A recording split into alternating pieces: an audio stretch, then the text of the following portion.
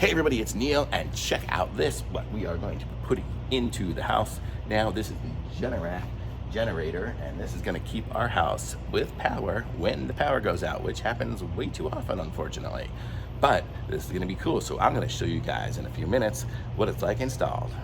Okay, so we got the inside installed, so here's the Generac, the cover for it, and then here's the on-off switch for it there. So this is the inside. So we're gonna go outside now, and I'm gonna show you the outside.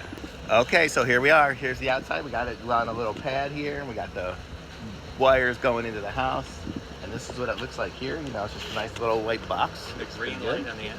And we got the ready to run, and it's got that. And you push the buttons to make it go. I'm not gonna do it now, but let's see, and it runs and does whatever it's gonna need to do. It's got a cool green light to let you know it's cool. good to go. Oh, got a green light somewhere. Is this one it? Oh yeah. Oh, that's green light. There we go. It's like being colorblind. What's that? That's the keeper. So we don't have it locked right now, so don't come sneaking. But there we go. That's what it looks like. So cool. So thumbs up for me.